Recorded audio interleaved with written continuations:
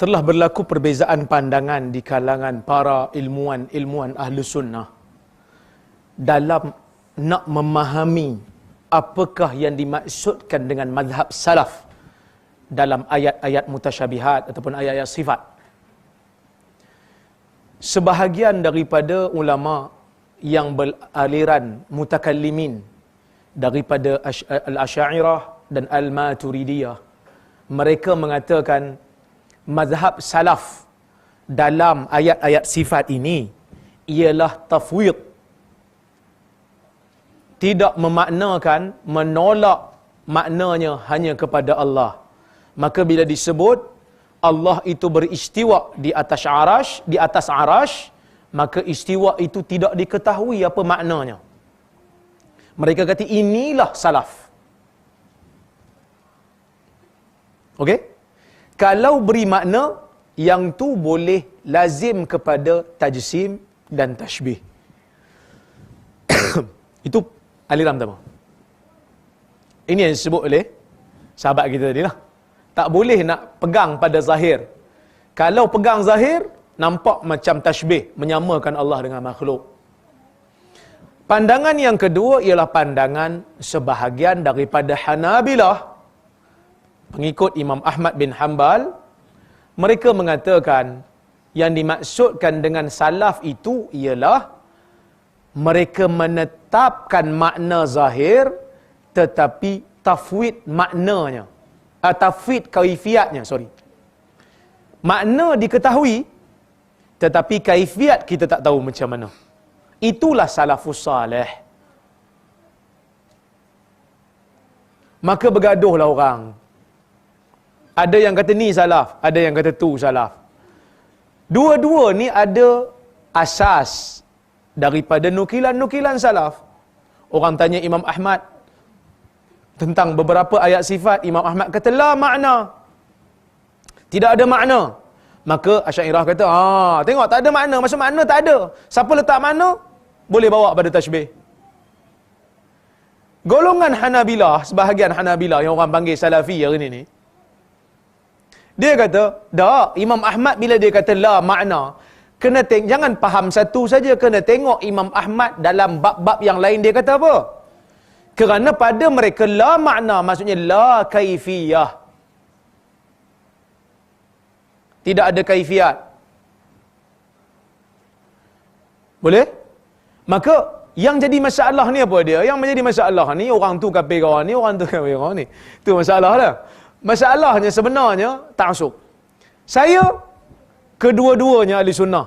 Cuma kita pilihlah yang kita rasa paling dekat dengan kehendak Allah dan Rasul. Bila saya kaji, saya belajar Asy'ariyah daripada guru Asy'ari, saya belajar Maturidi daripada guru tersebut, dan saya juga belajar daripada guru yang beraliran Hambali ataupun Salafi. Bila saya semak sekadar yang saya belajar, saya nampak kedua-duanya ada asas. Cuma yang lebih dekat dengan kebenaran bagi penilaian saya adalah Salafi. Kerana banyak hadis-hadis yang Nabi SAW sebut tentang ayat-ayat sifat, tentang hadis-hadis sifat ni, sahabat faham. Yahudi datang jumpa Nabi pun, dia sebut tentang beberapa sifat-sifat Tuhan, dan Nabi ketawa. Menunjukkan Nabi faham. Dan dalam riwayat disebut Nabi faham dan Nabi membenarkan apa yang disebut. Menunjukkan Nabi faham. Cumanya kaifiat tak difahami. Seperti mana kita boleh beriman, kita akan tengok Allah di hari akhirat. Cuma bagaimana tu kita tak tahulah kan. Sebab bila kita kata boleh tengok Tuhan, tengok ni melazimkan mesti berada pada satu tempat. Mesti ada jarak, mesti ada cahaya. Tu pada akal kita. Walaupun kita tengok benda tu dalam mimpi, dalam mimpi pun kalau kita mimpi, kita tengok kan. Tengok tu ada jarak. Benda yang ditengok dalam mimpi tu pun ada tempat. Tapi Tuhan tak bersifat begitu. Bila Nabi kata kita akan tengok Tuhan, tengoklah. Macam mana tak tahu. Sebab ada sebahagian yang kadang-kadang terlalu memusuhi golongan-golongan yang dianggap sebagai salafi ni dengan menganggap mereka adalah sesat, sampai guna akal terlebih.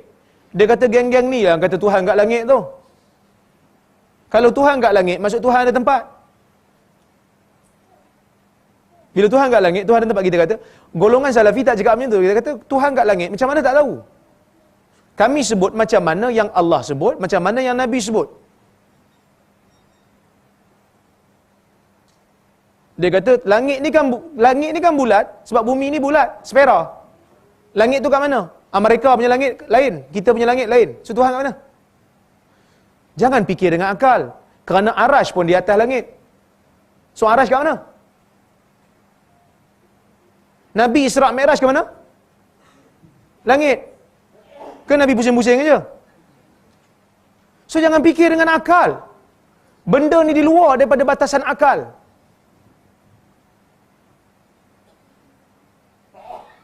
Bila kita guna akal jadi masalah. Okey?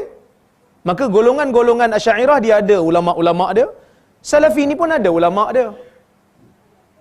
Dia ada antaranya yang kata Allah Ta'ala di langit secara zahir, Ibn Abdul Bar, sehingga dikritik oleh Ibnul Jauzi. Ibn Abdul Bar baca dalam kitab At-Tamhid, dia menetapkan Allah di langit alal haqiqah, hakikat. Kalau nak kafirkan, kena kafirkan Ibn Abdul Bar dulu, tapi saya tak wani, kerana dia digelar sebagai Hafizul Maghrib. Dia dikritik oleh Ibnul Jauzi kerana dia kata boleh membawa kepada kufur. Tapi itu pandangan dia. Kita yang anggap macam tasbih, menyamakan Allah dengan makhluk, dia tak anggap. Dia sebut macam mana yang Tuhan sebut. Dia sebut macam mana yang Nabi sebut. Kita faham macam mana, tu kita faham. Dia tak faham macam tu. Saya selalu bagi contoh. Apa hukum orang yang kata halal kahwin dengan anak sendiri? Apa hukum? Kahwin dengan anak kandung sendiri ni, apa hukum? Haram. Haram dengan Quran, betul? Siapa yang kata halal, apa jadi pada dia? Siapa yang kata halal kahwin dengan anak sendiri, apa jadi pada dia? Orang kata, ni pasal apa kahwin dengan anak sendiri? Halal apa kahwin dengan anak sendiri? Perempuan juga. Quran mengharamkannya. Halal. Kafir dia. Kerana menolak sesuatu yang sarih dalam Quran, qat'i. Betul? Setuju? Tiba-tiba kita jumpa fatwa Imam Syafi'i kata, anak zina boleh kahwin dengan ayah zinanya. Imam Syafi'i kata demikian. Itu fatwa Imam Syafi'i, walaupun tak dipersetujui oleh sebahagian ulama mazhab Maliki, tak setuju. Dia kata mana ni kahwin dengan anak sendiri. Tapi tak ada di kalangan mereka yang mengkafirkan Imam Syafi'i atas isu ni, kerana mereka faham Imam Syafi'i membenarkan tu bukan kerana dia tu anak. Imam Syafi'i kata dia boleh kahwin kerana dia bukan anak. Sebab dia zina, anak zina. Anak zina ni tak diiktiraf, tu bukan anak engkau. Maka dia membenarkan tu bukan atas alasan itu anak. Itu bukan anak, dia kata sebab tu boleh kahwin. Kita yang faham itu anak. Maka kita jangan melazimkan orang atas benda yang kita faham, sedangkan dia tak maksudkan demikian. Nak jadi Asy'ari, jadi Asy'ari yang bagus. Nak jadi Maturidi, jadi Maturidi yang bagus. Nak jadi Salafi, jadi Salafi yang bagus. Yang kita bergaduh sangat ni pasal apa? Saya tak tahu. Sampai bila benda ni tak akan selesai? Daripada tahun kurun ke-8 tak selesai. Takkan kurun ni tiba-tiba saya datang nak menyelesaikan benda ni. Kita sama-sama kena selesaikan benda ni. Yang mana yang Asy'ari tu, rujuk-rujuklah sikit kitab-kitab Hambali ni, kitab-kitab Salafi ni. Yang mana Salafi tu, rujuk-rujuklah sikit kitab-kitab Asy'ari ni. Tengok perbahasan mereka. Jangan sombong. Kita semua jahil. Tengok kitab-kitab mereka. Tengok alasan-alasan mereka. Dan akhirnya kita akan kata, oh patutlah dia orang jadi macam ni.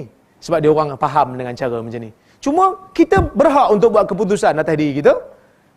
Cuma kalau orang tanya kita, kita bagi tahu ni pandangan saya. Kalau tak mau ikut tak apalah, awak ikutlah ulama-ulama yang lain. Wallahu a'lam. Kan senang cerita. Ni duk bergaduh siang malam, ceramah sana sini, buat roadshow, geng-geng ni sesat, geng-geng ni kafir. Takkan kafir boleh jaga Mekah Madinah?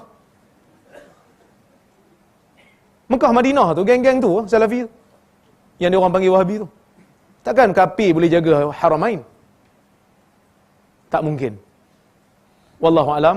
Pengurusi pun dah tak sabar-sabar dah tu, gagu-gagu dah. Jadi saya cukup sekadar dulu. Terima kasih banyak atas jemputan. Terima kasih banyak YB Datuk Abdul Malik atas jemputan ini dan program ini. Saya harap berterusan. Saya minta maaf kalau terkasar bahasa tersilap kata qulu qawli hadza wa astaghfirullahal azim li wa lakum. Assalamualaikum warahmatullahi wabarakatuh.